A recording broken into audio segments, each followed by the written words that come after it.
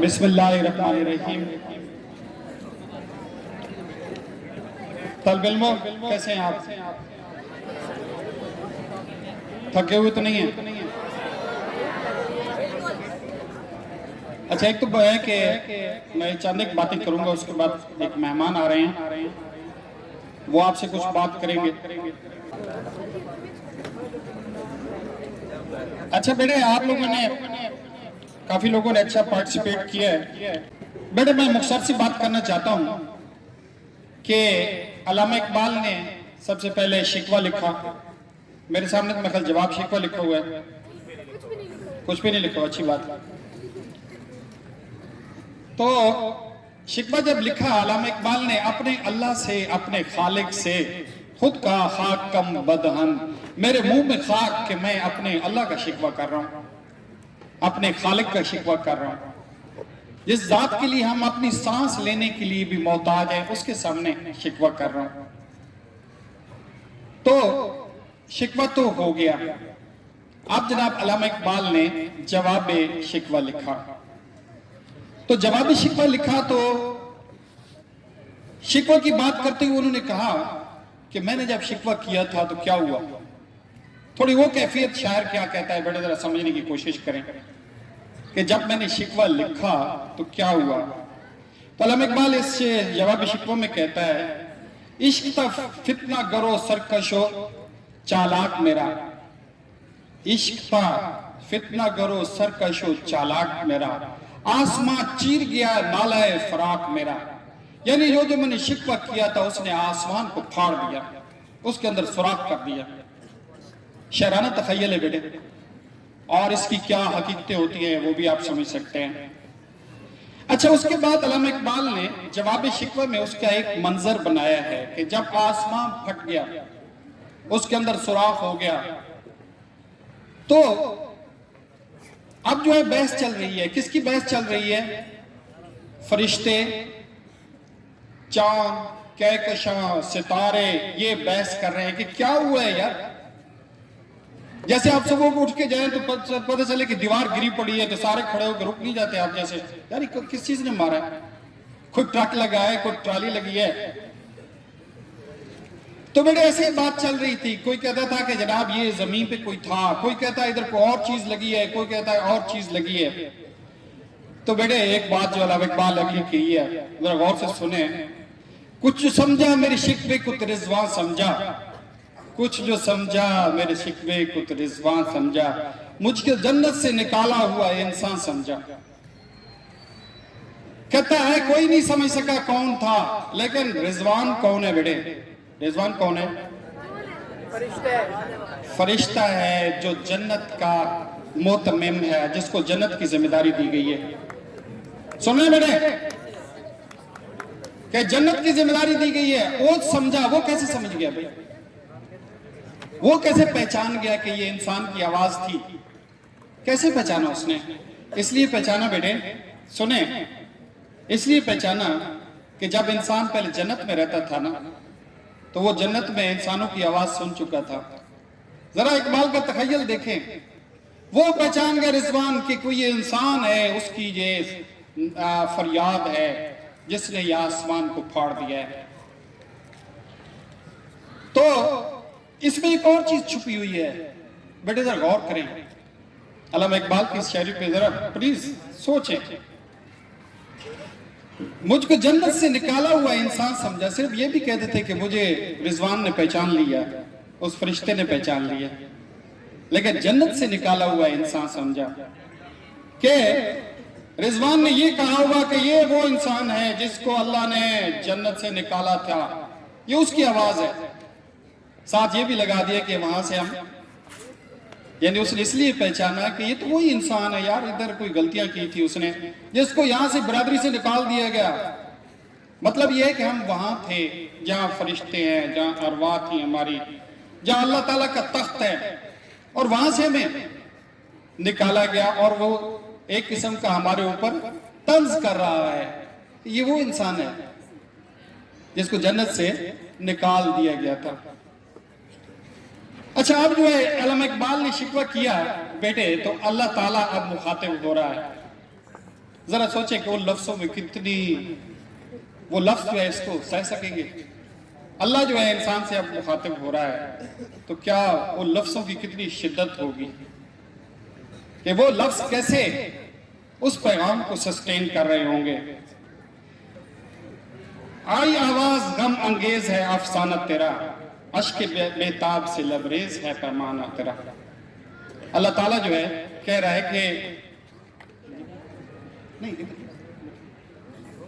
کہ وہ اللہ تعالیٰ نے اس آواز کو کہا کہ یہ اشک سے لبریز ہے۔ اچھا، اس سے پہلے بیٹے یہ بات چل رہی تھی کہ فرشتے سمجھ رہے تھے کہ یہ انسان کو بڑی جھڑپ ملے گی۔ کہتے ہیں اس کی انسان کی جرت کیا ہوئی ہے، انسان کی کیا جرت کہ ایک اللہ سے شکوہ کر رہا ہے، اور فرشتوں کو خیال تھا کہ اس انسان کو اچھی خاصی جو ہے نا سزا ملے گی، لیکن اللہ تعالیٰ نے اس کو جو ہے کہا کہ تم نے انسانوں کو اللہ سے مخاطب کر دیا ہے۔ میرے طرف دیکھیں بیٹے، اللہ تعالیٰ نے اللہ تعالیٰ سے انسانوں کو اس نے مخاطب کر دیا ہے بیٹے۔ اچھا، آپ میری بات پر غور کریں۔ ایک بات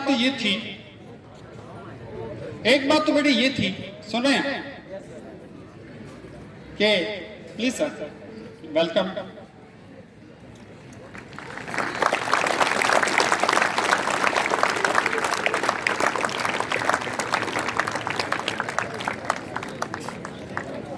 بیٹے بات یہ ہے کہ شکوہ میں علامہ اقبال نے اللہ تعالیٰ سے کیا کہا تھا، سنیں۔ اللہ تعالیٰ سے کہا تھا کہ اے اللہ، ہم نے کیا کچھ نہیں کیا تیرے لیے، ہم نے خانہ کعبے کو آباد کیا، وہ خانہ کعبہ جس کے اندر بت پڑے تھے ہم نے آباد کیا۔ اے اللہ، ہم نے خنجر کے نیچے تلواروں کے سائے میں تیرا پیغام سنایا۔ اے اللہ، ہم دشت اور پہاڑوں اور جنگلوں میں اور صحراؤں میں تیرا پیغام لے کر پھرے، اور تو پھر بھی کہتا ہے کہ ہم وفادار نہیں۔ اللہ سے شکوہ کر رہا ہے، اللہ سے، یا اللہ ہم نے کیا کیا قربانیاں دی ہیں، ہم نے تیرے نام کی عظمت کے لیے کہاں کہاں گئے ہیں، ہم نے تو سمندروں میں گھوڑے دوڑا دیے ہیں یا اللہ، پھر بھی ہم جو ہے بالکل تہی حال ہیں، اور غیروں کے ہاتھ میں محلات ہیں، دولت ہے، شہرت ہے، لیکن ہم کہاں ہیں؟ یہ اللہ سے شکوہ کر رہا ہے کہ اللہ ہم نے تو سب کچھ کیا ہے، ہم نے تو رات دن لگا دیا ہے، ہم نے اپنی جانیں دی ہیں، اپنا خون دیا ہے، خنجر سے ہیں، لیکن اللہ تم نے ہمیں کیا دیا؟ یہ علامہ اقبال کا شکوہ تھا بیٹا۔ تو اب جو ہے جواب شکوہ میں بیٹے یہ بات آ رہی ہے، جواب شکوہ میں کہ اللہ نے آگے سے کیا کہا۔ سنیں بیٹے، اللہ نے آگے سے کیا کہا۔ اللہ کہتا ہے آج بھی کوئی اس قابل ہو تو ہم شان کئی دیتے ہیں، ڈھونڈنے والوں کو دنیا بھی نہیں دیتے ہیں۔ اچھا، علامہ اقبال نے کہا تھا نا کہ ہمارے آبا نے یہ کیا ہے، بیٹے توجہ ہے، علامہ اقبال نے کہا ہمارے آبا نے یہ کیا ہے، تو اللہ تعالیٰ آگے سے کیا کہہ رہے ہیں؟ تھے تو آبا وہ تمہارے ہی، مگر تم کیا ہو، ہاتھ پہ ہاتھ دھرے منتظر فرما ہو۔ یعنی انہوں نے بڑے کام کیے تھے بیٹے، انہوں نے بڑے کام کیے تھے، لیکن تم کیا ہو؟ تم نے نہیں کیے تھے، تمہارے آبا نے کیے تھے، اور تم کس لیے شکوہ کر رہے ہو مجھ سے؟ تم کیا ہو؟ تم تو مستقبل کا انتظار کر رہے ہو۔ تم پہ اوپر تو جواب شکوہ میں کہتا ہے کہ نماز کے لیے نہیں اٹھ سکتے، تم پہ اوپر روزہ بھی گراں ہے، تم نے تو ان کا کلچر اڈاپٹ کر لیا ہے، یہودی کو بھی شرم آتی ہے جو تم حرکتیں کرتے ہو۔ یہ اللہ تعالیٰ کہہ رہا ہے۔ اور اگر بیٹا جو ہے باپ پہ نہ جائے تو باپ کی بیٹے کو وراثت نہیں ملتی، یہ اللہ کہہ رہا ہے۔ کیوں؟ اس نے کہا کہ آپ ان پہ گئے ہی نہیں ہیں، تو میں ان کی قربانیوں کا صلہ، ان کی وراثت آپ کو کیوں دوں؟ تو بڑا واضح سا جواب ہے بیٹے، سن رہے ہیں نا کہ علامہ اقبال تو یہ کہہ رہے تھے کہ شکوہ میں کہ یا اللہ ہم نے یہ کیا، اور اللہ نے صاف کر دیا کہ بھائی وہ تھے، لیکن تم کیا ہو؟ تم تو جو ہے नमाज के लिए नहीं उठ सकते, तुम तो जो है उनका कल्चर अडॉप्ट करके बैठे हो, तुम तो उनके जो उठना बैठता है उसकी कॉपी कर रहे हो, तुम्हें क्या निस्बत है अपने आबा से? और तुम जो इनामात अल्लाह ने उन पे किए थे तुम उनके हकदार नहीं हो। वो जमाने में मुअज़्ज़िज़ थे मुसलमान होकर, ये देखे बड़ा जेस्ट है, और तुम ख्वार हुए तारे के कुरान होकर। अल्लामा इकबाल यहां बता रहा है कि तुम जो है मुअज़्ज़िज़ थे वो मुसलमान, मगर तुमने कुरान को छोड़ दिया है, मेरे कुरान को छोड़ दिया है, इसलिए तुम जमाने में ख्वार हो। बेटे आज हम अपने दिलों पे हाथ रख के कहें कि हमने कुरान से कितने अटैच है, हम कुरानी तालीमात को कितना देखते हैं, सुनते हैं, मानते हैं? शायद जीरो। अच्छा बेटे, अब मैं बिल्कुल वक्त मुख्तसर है, आखिर पे आता हूं। आखिरी शेर बेटे ये है कि अल्लामा इकबाल ने अल्लाह की जुबान में फैसला कर दिया है। सुने बेटे, फैसला कर दिया है। और ये आखिरी शेर जवाब शिकवा का बेटे ऐसे है कि जैसे एक मुसव्विर आखिरी शाहकार बनाने के बाद अपना कलम तोड़ देता है, जैसे एक शायर जो है अपना सबसे बड़ा शेर करने के बाद अपना कलम तोड़ देता है, ये जवाब शिकवा का आखिरी शेर है बेटे।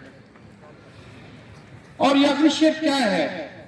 ये आपने अक्सर सुना होगा, आज इसके मानी सुन लें कि मोहब्बत से वफा तूने तो हम तेरे हैं, ये जहां चीज है क्या लौह कलम तेरे हैं। मेरे अल्लाह कह रहा है कि ठीक है, तुमने शिकवा किया, मैंने जवाब दे दिया, तुमने कहा हमने ये किया, मैंने बताया तुमने कुछ नहीं किया था तो उन्होंने किया था, लेकिन अब आ जाओ, अब आ जाओ। इस सारी गुफ्तगू का एंड क्या है? तो अल्लाह ताला ने कहा दिया कि अगर तूने मेरे मोहम्मद सल्लल्लाहु अलैहि वसल्लम से वफा की, अगर उनकी वफादार बन गए, उनकी सुन्नत पे चलने वाले बन गए, तो फिर क्या ये जहान क्या चीज है? ये जहां चीज है क्या? ये जहां कुछ भी नहीं है। ये जो तुम सल्तनत की बात कर रहे हो ये कुछ भी नहीं है, ये पैसा जो कह रहे हो ये कुछ भी नहीं है, ये इक़दार जो है कुछ भी नहीं है। मैं इससे बड़ी चीज आपको दूंगा, बशर्ते कि आप मोहम्मद सल्लल्लाहु अलैहि वसल्लम, मेरे मोहम्मद के तुम जो है वफादार बन जाओ, किसी और के वफादार बनने के बजाय मेरे मोहम्मद के वफादार बनो, फिर तुम्हें इससे बड़ी चीज दूंगा बेटे। और बड़ी चीज क्या हो सकती है? हम इक़्तिदार समझ रहे हैं, पैसा समझ रहे हैं, दौलत समझ रहे हैं, शोहरत समझ रहे हैं, ये दुनिया पे डंका जो समझ रहे हैं। अल्लामा इकबाल कह रहा है, अल्लाह की जुबान में कह रहा है कि ये तो कुछ भी नहीं है, इससे भी बड़ी चीज दूंगा। और वो बड़ी चीज बेटे क्या हो सकती है? सोचें, इससे बड़ी क्या चीज हो सकती है? लौह कलम दे दूंगा। लौह क्या है? जिसके ऊपर अल्लाह ताला, वो तख्ती है जिसके ऊपर इंसानों की और कौमों की तकदीर लिखता है अल्लाह पाक। और कलम क्या है? जिससे ये अल्लाह ताला तकदीर लिखता है। अल्लाह कहता है तू मेरे मोहम्मद से वफा कर, तू मेरे मोहम्मद का गुलाम बन, तू मेरे मोहम्मद की वफादारी कर। वो झगड़े छोड़ दे कि तुम्हारे आबा अजदाद ने क्या किया था, मैंने तुम्हारे लिए क्या किया, और तुम्हें अब क्या हुआ है, ये सारे छोड़ दे। अब एक चीज पे आ जा, एक ही नुक्ता है कि तू मेरे मोहम्मद का वफादार बन, तो मैं तुम्हें लौह कलम दे दूंगा, तू खुद बैठ के तकदीर लिखेगा, तू बैठ के खुद अपनी तकदीर लिखेगा बेटे। ये मैं कहता हूं कि ये अल्लामा इकबाल के शेर का ये अरूज है, जहां पे जाके सब खत्म हो जाता है। अल्लामा इकबाल इसके बाद रह के आ जाता है कि तू दुनिया की बात कर रहा है, तू शिकवों की बात कर रहा है, आजा। आज भी है कि मेरे मोहम्मद का तू वफादार बन, तेरे लिए सब कुछ है, ये जहां कुछ भी नहीं है, इससे बढ़कर मैं तुम्हें दे रहा हूं कि तू अपनी तकदीर का भी मालिक बन जाएगा, खुद अपने फैसले खुद करेगा। बहुत शुक्रिया जनाब, मैं इसके साथ अपनी बात खत्म करता हूं। और मैं अपना खतीबुर रहमान साहब हमारे डीएसपी कैदाबाद सर्कल के हैं, वो हमारी दावत पे तशरीफ ले आए हैं। मैं उनको तालिब इल्मों की तरफ से, स्टाफ की तरफ से खुश आमदीद कहता हूँ। आपने सारा अपनी मसरूफियत से वक्त निकाला और آپ سے اس کے بعد ملتمس ہوگا، اس کے بعد ملی نغمہ ہے، اس کے بعد سر آپ کو تکلیف دیں گے، تو پلیز